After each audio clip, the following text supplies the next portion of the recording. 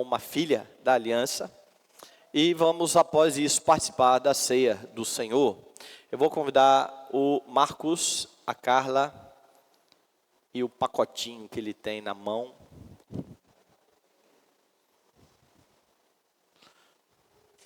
Cecília, são quantos dias hoje? 12? 10? Você não esquece não, rapaz.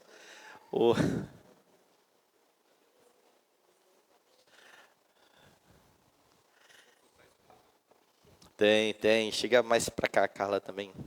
Por favor. Deixa eu ler o texto de Atos e depois explicar algumas coisas. Ouvindo eles estas coisas, compungiu-se-lhes o coração e perguntaram a Pedro e aos demais apóstolos: que faremos, irmãos? Respondeu-lhes Pedro: arrependei-vos e cada um de vós seja batizado em nome de Jesus Cristo para a remissão dos vossos pecados, e recebereis o dom do Espírito Santo, pois para vós outros é a promessa, para vossos filhos e para todos os que ainda estão longe, isto é, para quantos o Senhor nosso Deus chamar. E eu acho esse texto muito precioso. Alguns anos atrás, esteve aqui na igreja um jovem, e sentou ali, escutou o estudo bíblico, e daqui a pouco ele veio com a namorada, e aí eu descobri que ele era primo de Sarinha. Ah, não, ela é minha prima. Não, ela, né? Carla é minha prima, tal, e beleza. Primeiro vínculo que eu vi está aqui, ela é prima de Sarinha. Aí um dia, de vez em quando, Marcos ficava me mandando mensagem de WhatsApp. Ô pastor, esse negócio assim. Ô pastor, o que o senhor acha disso aqui assim, assim? Então um dia que eu fui abrir o Instagram do Marcos e vi uma foto do Marcos com a namorada e com a mãe da namorada. Eu liguei na hora para ele e falei assim: ô Marcos, sua namorada é filha da Josi? A Josi está ali hoje. Sua namorada é filha da Josi? Eu falei: pastor, por quê? Eu falei: porque ela era minha vizinha. Porque ela era minha vizinha. Falei: rapaz, que mundo pequeno é esse, né? Eu estou lá na Rua da Marinha, hoje tem um monte de gente da Rua da Marinha aqui. Melhor rua de Guarapari. E aí eu falei: muito perto, né? Muito próximo. E aí, eles eram de outra igreja e começou a estudar sobre pacto. Vamos estudar o pacto, e começou a entrar em crise com a questão das crianças. E criança, pode batizar, não pode batizar? E qual texto? E manda para cá. E aprova o Senhor que eles viessem. Eu lembro de Carla um dia ali, no corredor ali fora, falou assim: mas eu não entendi isso ainda não, pastor. E aí eu fiz uma pergunta para Carla: e aí, você vai poder responder isso categoricamente agora. Eu falei assim: Carla, de qual igreja você era quando era pequena? Ela falou: da igreja tal. Eu falei: não era. Aí ela regalou os olhão assim para mim. Eu falei: não era porque você não cria. Você não era crente. Crente é só depois que batiza. Então, por que você está falando que você era da igreja? E ela ficou olhando para a minha cara. E você sabe por que ela respondeu que ela era da igreja tal? Porque nós podemos até ter convicções equivocadas sobre o batismo infantil. Mas quando nós falamos dos nossos filhos, nós não falamos deles como ímpios. Apesar de ficar na prática dizendo: não, eles são ímpios, eles não podem ser batizados. Mas quando eu vou falar deles: não, meu filho é da minha igreja. Ele canta lá no coralzinho da igreja. Ele ora lá com as crianças, na salinha das crianças. O que é uma incoerência sem tamanho. Porque ou eles estão no pacto, ou eles não estão no pacto. Bom, se eles estão no pacto pela mediação de Cristo, eles oram e as orações são aceitas por Deus. Eles cantam e Deus recebe esse louvor, porque é mediado por Cristo. Mas se eles não são crentes, estão cantando à toa, estão orando à toa, estão falando com a parede. Deus não media a oração de quem não é crente. Assim, então essa criança bonitinha, e ela é lindinha mesmo, quem não viu depois veja. É crente? Bom, nós não sabemos. Como sinceramente eu não sei se todo mundo que aqui está e que foi batizado como adulto é. Você tem certeza de que todo adulto batizado na igreja é crente? Eu tenho amigos que batizaram junto comigo, no mesmo dia, estão aí, perdidos, se afastaram da igreja. Porque o batismo não garante salvação. Ele aponta para a salvação? Claro que aponta, mas ele não aponta só para a salvação. Ele é sinal e selo do pacto. Que pacto é esse? O mesmo pacto que Deus fez com Israel, e nós vimos agora em Samuel, Deus dizendo, vocês são o meu povo, e porque vocês são o meu povo, eu vou cuidar de vocês. Então vá lá em Israel, e veja como é que Deus cuidava do seu povo. Uma das formas como Deus cuidava do povo era dizer aos pais, nasceu o filho, é menino, circuncide, porque faz parte do meu povo. Mas ele não cria, ele nem sabia ainda quem era o Deus de Israel. Mas hoje nós cantamos o Shema. Ouve Israel, o Senhor nosso Deus é o único Senhor. Amarás, pois, o Senhor teu Deus de todo o teu coração, de toda a alma, de toda a tua força. Os pais eram instruídos por Deus, dizendo, estas palavras que te ordeno estarão no teu coração. Tu as inculcarás aos teus filhos, e delas falarás, quando levantar, quando for dormir, e andando pelo caminho. Porque o cuidado de Deus para com os filhos do pacto, é colocá-los na igreja. Israel era a igreja do Antigo Testamento, e dar a eles a palavra, e dar paz para instruí-los no temor do Senhor, enquanto Israel espera o Messias, aquele que vem redimir o povo. E então o Messias vem, o Messias morre na cruz, o Messias completa a sua obra. E agora Pedro prega um sermão no Novo Testamento, ele está pregando um sermão para judeus, é o Pentecostes, os judeus estão lá para a festa de Pentecostes. E então, diante do confronto de Pedro, dizendo, vocês mataram o Messias que a gente esperava, foi morto por vocês. E estes homens com o coração compungido, eles vão dizer, e agora o que a gente faz? Arrependam-se e creiam. Por que Pedro está dizendo isso para estes homens? Eram crentes da antiga aliança, eram judeus, porque eles precisavam crer no Messias, que eles haviam rejeitado e crucificado. Arrependam-se e creiam para os pecados serem cancelados. Você tem homens que têm consciência dos pecados. Mas Pedro diz, porque a promessa é para vocês e para os filhos de vocês. Como um bom judeu, Pedro sabia que os filhos eram contados como igreja. Eles não são contados como salvos. Eles são contados como igreja. E tanto no Antigo Testamento, como no Novo Testamento, nós temos a igreja visível, é essa que a gente está contemplando aqui, e a igreja invisível, que só é conhecida pelo Senhor. Ontem mesmo eu dizia isso para uma pessoa que está fora da igreja. Eu confrontei essa pessoa, um adulto, você tem que estar na igreja, você tem que voltar para a igreja. Ah, Júnior, nem todo mundo que está na igreja vai ser salvo. Eu falei, eu tenho certeza disso. Eu sei, Jesus falou isso muito claramente. Mas todo mundo que é salvo está na igreja. Falei, procure na Bíblia um crente fora da igreja.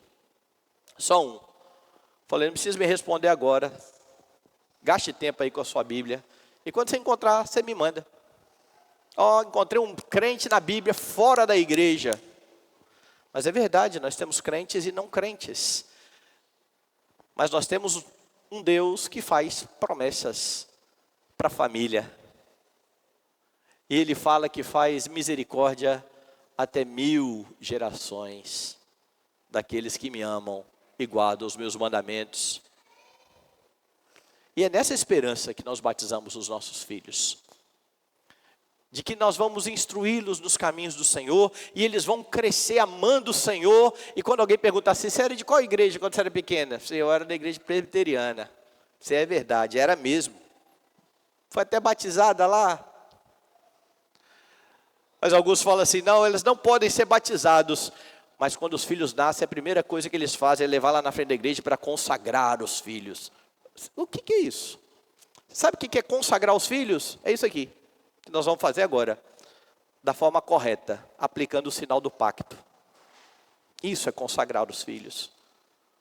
Se eles podem ser consagrados sem crer, por que eles não podem ser batizados, mesmo ainda não crendo? Eles fazem parte do pacto. Eles são filhos da aliança. Deus que chama os pais, salva filhos. E é por isso que quando Paulo escreve uma carta aos Efésios, ele faz questão de falar com os filhos. Filhos, obedecei aos vossos pais. Ou você vai achar que na igreja de Efésios só tinha filho adulto, que podia entender Paulo e botar em ordem aquilo ali, ou tinha filho de tudo quanto é idade, que também estava sendo exortado a obedecer aos seus pais, e que tinham condições de fazer isso, porque estavam ali ouvindo a palavra. Nós batizamos os nossos filhos por crer no Deus da aliança. Ele ama a família. Não faria sentido para os judeus que estavam aqui no Pentecostes ouvir de Pedro: o que faremos, irmãos? Sejam batizados para cancelar os nossos pecados. E o judeu então ia lá, era batizado e falava assim: agora meu filho, seu filho só daqui uns anos. Seu filho só quando ele se arrepender. Seu filho só quando ele crer. Isso ia dar um problema na igreja. Procure algum problema desse na igreja do Novo Testamento. Não há problema assim. Porque os filhos desde cedo, desde o início da igreja, são recebidos como membros do corpo. E é por isso que nós trazemos para que eles cultuem, para que eles cantem, para que eles orem. É por isso que nós ensinamos ao acordar, ao dormir e à beira do caminho, porque eles são contados como parte do povo de Deus. É um privilégio ter os nossos filhos contados como filhos da aliança. Para isso, os pais se comprometem com algumas coisas. E agora, os irmãos irão prestar atenção, eles também. E eu vou fazer algumas perguntas aqui, que vocês precisam responder diante do Senhor e diante da igreja do Senhor. Marcos e Carla, vocês prometem que se Deus for servido conservar a vida da Cecília até a idade própria, que vocês vão educá-la na crença do Pai, do Filho e do Espírito Santo, em nossa santa religião, como ensinado nas Escrituras do Velho e do Novo Testamento? Vocês prometem encaminhar a Cecília pelas santas veredas da cruz, servindo vocês mesmos de exemplo de piedade, envidar todos os esforços para livrá-la de más companhias, de maus exemplos, ensiná-la a Bíblia, trazê-la com vocês à igreja regularmente, ensiná-la a adorar ao Senhor com reverência e a estimar como irmãos os demais membros da igreja? Vocês prometem orar com ela, por ela, dar ou mandar dar instrução e educação que puderem dar, e criá-la na disciplina e na correção do Senhor? As promessas são feitas diante do Senhor, que é aquele que pode dar capacidade para que vocês realizem o que vocês estão prometendo. A promessa é feita diante da igreja do Senhor, dos irmãos, que se alegram com mais um membro da igreja. A igreja cresce com filhos. E é interessante, o pessoal comemora: converteu alguém lá na minha igreja. Aí alguém fica grávido e fala: que doideira. Não, você decide, você quer que a igreja cresça ou não? Mais um filho é mais. A igreja cresce assim. As promessas são feitas diante dos pastores da igreja, com quem vocês podem contar para ajudá-los, né, nessa tarefa tão sublime, difícil às vezes, mas maravilhosa. Deus diz que eles são herança e galardão, bênção do Senhor. Então, por favor, chegue um pouco mais aqui. Deixa eu só explicar também mais uma coisinha. Tem gente que vem a primeira vez aqui e não entende. Fala assim, mas por que menina está no braço do pai e não está no braço da mãe? Porque comumente é no braço da mãe que fica a criança. É porque isso é simbólico, meus irmãos. Marcos é o cabeça da família. Diante de Deus, quem responde pela família é Ele. Diante de Deus, quem será cobrado é Ele. É por isso que Deus fala para Cecília, obedeçam os vossos pais, Marcos e Carla. E Deus fala, pai, crie o filho na disciplina de admoestação do Senhor. E não é que a Carla vai ficar de fora, porque ela vai ter um grande papel nisso. É ela que está o tempo todo mais próxima. Mas é porque ainda que a Carla fale no seu papel, o culpado é você. Isso é sério. E é por isso que eu sempre peço aos pais, aos homens, tragam seus filhos. As esposas estão aqui de fato como auxiliadoras. Nós queremos que Deus deu papéis à família. E nós precisamos honrar a Deus obedecendo a Ele. Então, antes que a Cecília comece a chorar, tá doido para ser batizada. Nós vamos batizar a Cecília. Cecília, como ministro do Evangelho, eu te batizo em nome do Pai, e do Filho, e do Espírito Santo. Amém. Senhor, nós louvamos o Teu nome, Pai. Nos alegramos porque temos diante de nós mais uma ovelhinha do Senhor. Diante do Senhor, mais uma família que teme ao Senhor e que tem buscado andar de acordo com os Teus caminhos. Que o Senhor abençoe, ó Deus, Marcos e Carla, para que eles sejam um exemplo de vida e de piedade para Cecília. Para que ao olhar para os seus pais, ela queira imitar, ó Deus, a sua fé, queira permanecer na presença de Cristo. Que eles criem a Cecília, ó Deus Santo, com sabedoria, e que o Senhor dê a eles o privilégio de um dia vê-la à frente da igreja, confirmando o seu compromisso com Cristo, para a glória e louvor do Teu santo nome. Abençoe Cecília, abençoe os seus pais, abençoe este lar, para que esteja na Tua presença. É a nossa oração, em nome de Jesus. Amém. Amém. Deus abençoe. Deus abençoe os presbíteros.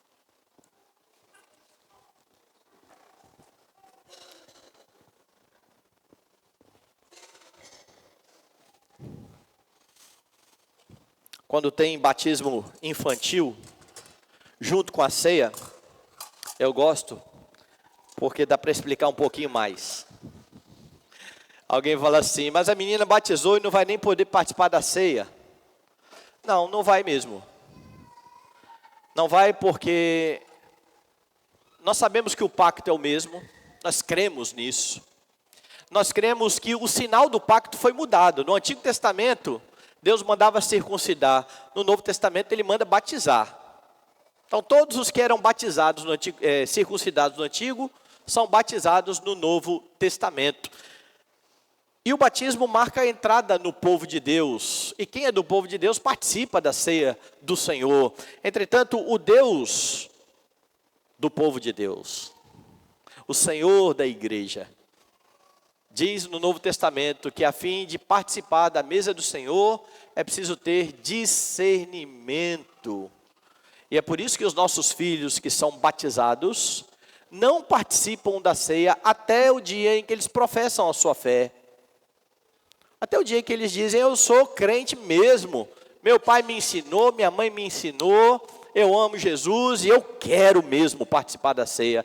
Então eles fazem a profissão de fé. E a partir de então, eles podem participar da ceia do Senhor.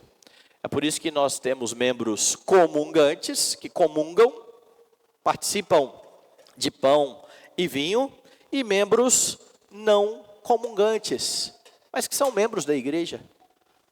E que por isso cultuam o Senhor e têm privilégios e que contam com pastoreio e que são parte de fato do povo de Deus. A ceia é para aqueles que estão conscientes daquilo que Cristo fez no Calvário. A ceia do Senhor não é da igreja presbiteriana. Se nós temos em nosso meio irmãos que fazem parte de outra igreja genuinamente evangélica, estes irmãos, se estiverem em comunhão com a igreja, são convidados a participar conosco do pão e do vinho.